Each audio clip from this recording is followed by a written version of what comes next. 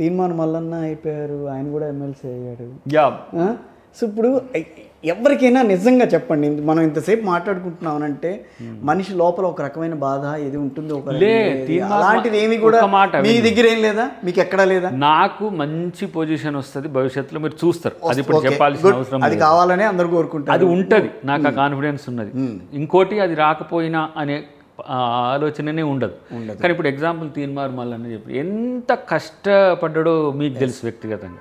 Not even reporting, not even మీడియాని manage చేయడం కాకుండా వ్యక్తిగతంగా కూడా చాలా కష్టపడ్డాడు. జనంలోకి పోగానే హత్తుకున్నారు, ఎంతమంది పోటీ ఉన్నా.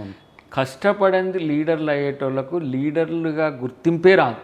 అవును, కరెక్ట్. అది ఇప్పుడు కొంతమంది యాక్సిడెంటల్ ఎమ్మెల్యేస్ అవుతారు, ఇమీడియట్గా వస్తారు, అయిపోతారు, అది అక్కడికే. సో కొంతమంది కష్టపడ్డా రాదు, లైక్ మీ. అట్లని చెప్పి నన్ను జనం ఏం తక్కువ చేయరు, పార్టీ ఏం తక్కువ చేయరు.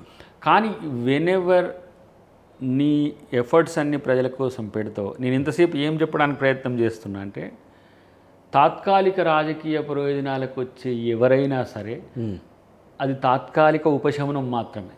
ఓకే. నిరంతరం ప్రజాసేవ కోసం తన లైఫ్ను పెట్టుబడిగా పెట్టాలనుకుంటే వాళ్ళ లైఫ్ ఎక్కువ ఉంటుంది. ఇప్పుడు రేవంత్ అన్న పోరాటం కూడా నేను అఫ్కోర్స్ నాకు ఎమ్మెల్యే కాంచి నాకు కొంత తను వ్యక్తిగతంగా తను పడ్డ ఇబ్బందులు కూడా తెలుసు కాబట్టి అంత కసిగా కొట్లాడడం వలన నేను నెంబర్ 1 స్థానానికి వచ్చాను. కానీ ఇంకా కొంతమంది మిత్రులు ఉంటుండే, మేము బలంగా కాంగ్రెస్ ఆలోచనను పెంచాలని అనుకుంటున్నాం. దయాకర్ నువ్వు పోరాడుతావు కానీ దాన్ని కన్సాలిడేట్ చేసుకోవు, దాన్ని పదవి వైపు మలుపుకోవు అని అంటే, పదవి వైపు మలుపుకోవడం కాదు, 2 సార్లు మంచి అవకాశాలు ఇచ్చింది. ప్రజలు నన్ను గెలిపించినా గెలవలేకపోయినా అది కుట్రల, సమ్టైమ్స్ డైవర్షన్స్, ఇవన్నీ నేను పట్టించుకోను. ఎందుకంటే నిరంతరం పని చేసుకుంటూ పోవడమే నా లక్ష్యంగా పెట్టుకుంటా. ఫర్ ఎగ్జాంపుల్ నాకంటే వెనకొచ్చిన వాళ్ళు మీరు టీఆర్ఎస్లో కూడా చూసింది, మూమెంట్లో ఉన్న వాళ్ళు ఎమ్మెల్యేలు అయినరు, మంత్రులు అయినరు. మీరు అన్నట్టుగా అబ్బా నేను కూడా అయిపోతే బాగుండు కదా అన్నట్టుగా ఉంటాయి కదా, మామూలుగా మానవ కోరికలు ఉంటాయి. బట్ నాకు అంతకంటే ఎక్కువ నాకు నిరంతరం పార్టీతో ఉండాలనేది, వ్యక్తులను చూసి కొంత ఇన్స్పైర్ అవుతా. ఫర్ ఎగ్జాంపుల్ గద్దర్ అన్న ఉన్నాడు, కాదు కొట్లాడి నథింగ్ బట్ రేవంత్ రెడ్డి అన్న, అంటే నాలాగా కంటే కూడా నాకంటే బలంగా కొట్లాడగల శక్తి ఉన్నాడు. ఎట్ ద సేమ్ టైం తన ఎగ్జిక్యూషన్ చాలా డిఫరెంట్గా ఉంటుంది. మేము ఆ స్థాయి ఎక్స్టెంట్కి పోలేము, తను చాలా సీరియస్. ఇప్పుడు మనలాగానే ఆలోచించిన కార్యాచరణలో తనదైన పద్ధతి చాలా టిపికల్గా ఉంటుంది.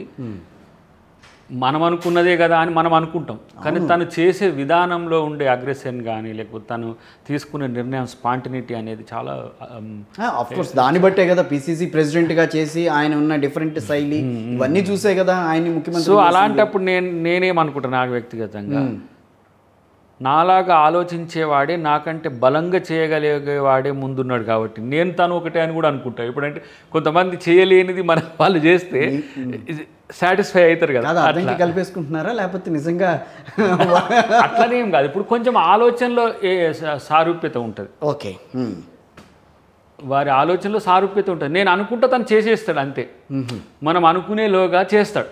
అది బిఫోర్ పిసిసి కంటే కూడా. ఇంటికి సలహాదారు కాదు కదా ఇప్పుడు ప్రస్తుతం ఆయనకి. మీరు ఈ 9 నెలలు ఇట్లా చేయబట్టి నేను ఇదంతా మీకు చెప్పాల్సి వస్తుంది. అవును, రేపు ఒక పోస్ట్ ఏదన్నా వచ్చింది అనుకో, అసలు అడగంగా దాని తర్వాత దాంతో ఎట్లా చేయాలనేది ఆలోచన, అది కరెక్ట్. దాని తర్వాత రేదు మళ్ళీ పోతుంది. కానీ అద్దంకి దయాకర్ మీద ఉన్న ప్రధాన అపవాదం ఏంటంటే అసలు నియోజకవర్గ ప్రజలు నేనాడు సరిగ్గా పట్టించుకోలేదు. ఎందుకు? అక్కడ ఉన్న స్థానిక పరిస్థితులు, లేకపోతే దయాకర్ అంటాడు ఇప్పుడు ఎవరి కాన్స్టిట్యున్సీ వాళ్ళకు ఉంటుంది, నా కాన్స్టిట్యున్సీ నాకు మాత్రమే లేదు. అదే అంటున్నాను, నాకు మాత్రమే లేదు, చాలా మందికి ఉన్నది అది. సో దాన్ని నేను ఇక గతాన్ని తవ్వుకోలేక కాదు, గతాన్ని అనుకోని కూడా లాభం లేదు. పోలేకపోవడానికి కారణాలు అందరికీ తెలుసు, దానికి సంబంధించిన సమస్యలు చెప్పలేదా కారణాలు ఏంటనేది? అవసరం ఏముంది? నేను వాస్తవానికి నేను కాంగ్రెస్ పార్టీకి వచ్చిన, దయాకర్ను ఒక ఎమ్మెల్యే అవకాశం ఇవ్వాలనుకున్నది పార్టీ. ఎట్ ఏ టైం తీసుకుపోయి తుంగతుర్తిలో నిలబెట్టిండ్రు. ఈక్వల్గా వచ్చినాం. కిషోర్ గెలిచిండు. అవును, కిషోర్ గెలిచాడు. అవును, నేను ఓడిపోయినా. తర్వాత అప్పుడు ఫస్ట్ టర్మ్ బాగానే నియోజకవర్గంతో ఉన్నప్పటికి కూడా సెకండ్ టర్మ్ ఓడిపోయేసరికి అక్కడ గ్రూప్లో పంచాయతీలు ఎక్కువైపోయినాయి. నేను ఒక గ్రూప్గా ఉండడానికి ఏమి ఇష్టపడను. అంతే. ఎవరు ఏఐసిసి ప్రెసిడెంట్ అయితే వాళ్ళు అక్కడ నా లీడర్. ఇప్పుడు ఖర్గే గారు ఉన్నారు. బట్ మోర్ దాన్ దట్ వాళ్ళు ముగ్గురు మీద ఎప్పుడు నాకు ఎఫెక్షన్ ఉంటుంది, ముగ్గురు గాంధీల మీద. మేజర్గా సోనియా గాంధీ గారి మీద, తర్వాత రాహుల్ గాంధీ గారి మీద. ఈ మధ్య ప్రియాంక గాంధీ గారు వచ్చినారు. ఎక్కువ నేనేం పరిచయం లేదు కానీ తెలుసు దయాకర్ అనేటోడు ఒకడు ఉన్నాడు అక్కడ కొట్లాడుతానని. సో వాళ్ళ పట్ల ఒక మంచి అభిప్రాయం ఉంటుంది. లీడర్లుగా పార్టీ ఎవరిని డిసైడ్ చేస్తే వాళ్ళతో ఉండడమే. ఇప్పుడు నేనంటే పడని ఏ వ్యక్తి లీడర్గా ఉన్నా వాళ్ళ కింద పనిచేయడానికి కూడా నేను ఏ మాత్రం ఆలోచన చేయను. అదే అక్కడే తేడా వస్తుంది. తేడా కాదు, అదే అక్కడే అదే పార్టీ సూత్రం. ఇప్పుడు దయాకర్ వ్యక్తిగతంగా ఇప్పుడు దాన్ని ఏమనుకుంటున్నారంటే మైనస్ అనుకుంటున్నారు. దయాకర్ మైనస్ ఏమో ఎవరున్నా కూడా వాళ్ళ కింద రాజకీయ కోణం నుంచి ఇదే, కానీ దయాకర్ రాజకీయ కోణం వేరు, మళ్ళీ ఇదే బలం. ఎస్. ఇప్పుడు నేనంటా ఇప్పుడు రేవంత్ రెడ్డి గారు వచ్చిన తర్వాత, రేవంత్ రెడ్డి గారు పీసీసీ అయిన తర్వాత రేవంత్ రెడ్డి గారితో ఎక్కువ మేమున్నాం. అవును. రేవంత్ రెడ్డి గారు కాంగ్రెస్కి వచ్చినాక కూడా రేవంత్ రెడ్డి గారితో ఏం లేము. అప్పుడు మళ్ళీ ఉత్తమ్ రెడ్డి గారితో ఉన్నాం. ఎందుకు? వారు పీసీసీ ప్రెసిడెంట్ కాబట్టి నాయకుడిని పార్టీ డిసైడ్ చేసిన వాళ్ళతో ఉండడం అనేది నేను నేర్చుకున్న సిద్ధాంతం. నాకు ఇప్పుడు వ్యక్తిగతంగా ఎవరు ఉత్తమ్ గారైనా నాకేం వ్యతిరేకంగా, బట్టన్ ఇంకెప్పటి నుంచో సుదీర్ఘకాలం నుంచి నాకు ఆత్మీయుడు. At the same time Damodar Rajanarasimha గారితోనే నేను ఎప్పుడు నేను ఎప్పుడు వారితో. సో దీంట్లో ఎవరికి నేను దూరం గాను, కానీ గ్రూపుల విషయంలోకి వచ్చినప్పుడు ఎవరికి నేను కాను, దగ్గర కాదు. అదేగా ఇక్కడ అయితే పోనీ రేవంత్ అన్న టీం, ఎస్ డెఫినెట్ రేవంత్ అన్న వ్యక్తిగా గుర్తింపు, కానీ తన టీం మెంబర్గా రాలే నేను. అంటే టీడీపీ నుంచో లేకపోతే ఇట్లా కాకుండా తను కాంగ్రెస్కి వచ్చిన తర్వాత నేను తనకు కొంత ఎక్కువ అసోసియేట్ అయ్యాను. అట్లా అని చెప్పి వీళ్ళని ఏమి పక్కన పెట్టలేదు. బట్ దాంట్లో ఎట్లుంటుంది, ఇక మా ఓడు ఎవడు అనుకుంటే వాళ్ళకే వాళ్ళు చేస్తారు. ఆ టైంలో నేనేమి బెగ్ చేసుకోవాల్సిన అవసరం నాకు రాలే. మీన్స్ నాకు మీరు ఇవ్వాల్సిందే, మీరు ఇవ్వండి, ఇవ్వకపోతే నేను కింద పడతా ఇస్తే నేను ఎప్పుడు కిషోర్ భాయ్ ఎప్పుడు నేను అడిగిన టికెట్ కోసం ఇఫ్ ఐ నీడ్, నీ అవసరం లేనిది పోతే చాలా చులకనవుతావు.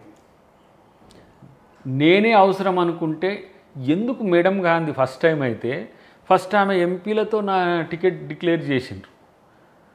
తర్వాత పరిస్థితుల దృష్ట్యా అది పోయింది. అది నేను కామన్గానే ఉన్నా. పోయింది. మనోడు హరీష్ రావు ఏదో టీవీలో అంటుండు, ఇంకెవరో ఎన్నో అంటుండు, దయాకర్ అంటే ఆ మూమెంట్లో ఉండి తీసుకుపోయి వాడిని మోసం చేసిరని చెప్తున్నారు. మళ్ళీ ఆమె బిలువని పిలిచింది. అంటే చూడు వాళ్ళకి ఎంత కన్సర్న్ ఉన్నదో. పిలిచి మళ్ళీ ఆమె టికెట్ ఇచ్చి పంపించింది. ఆమె టికెట్ ఇవ్వకపోతే నేను ఎందుకు పోటీ చేసేటోని? సెకండ్ టైం కూడా రాహుల్ గాంధీ ఇంటర్వ్యూ చేసి ఇచ్చింది. ఈసారి వద్దనుకున్నారేమో, ఇవ్వలేదు. ఇంకా పెద్ద నాయకున్నాయి కదా. ఇవ్వకపోతే దయాకర్ గుణం తెలిసింది కదా. ఇంతకుముందు ఏమో దయాకర్ అంటే అగ్రెసివ్ ఉంటాడు, రే టికెట్ ఇవ్వకపోతే ఏం చేస్తాడో దయాకర్, ధూమ్ తడాక ఈ అమ్మ వాడిని అడి చేస్తాడు. దయాకర్ ఎప్పుడు కూడా ఐఎమ్ పార్టీ మెన్. మూమెంట్లో ఉన్నప్పుడు మూమెంటంకి ఏ మూమెంట్కి ఎక్స్టెంట్కి పోవాలనో పోతే అట్లా చేసేటి. అది కొన్నిసార్లు మనోనికి ఇబ్బంది కూడా అయ్యేది కేసీఆర్కు. ఏంది, అరే కాంగ్రెస్లో వాళ్ళ నన్ను ఎంపీలను అట్లా అన్నావు, లేకపోతే వీళ్ళు ఇట్లా అన్న కొంచెం ఫీల్ అవుతుండే మనోడు. కానీ మనోడు వెనుకకు వచ్చినప్పుడు కూడా మేము అడ్వాన్స్ అయిపోయి తనకే బెనిఫిట్ చేసినాం, కేసీఆర్కే. అవును. ఎవ్వరు కూడా ఆ 10 yearsలో కనీసం కేసీఆర్ను నువ్వు కలవలేదు, కేసీఆర్తో ఏం లబ్ధి పొందలేదని ఎవరు అడగట్లే. కాంగ్రెస్కు 10 సంవత్సరాలు చేసిన దీంట్లో 2 సార్లు టికెట్లు ఇచ్చిండ్రు.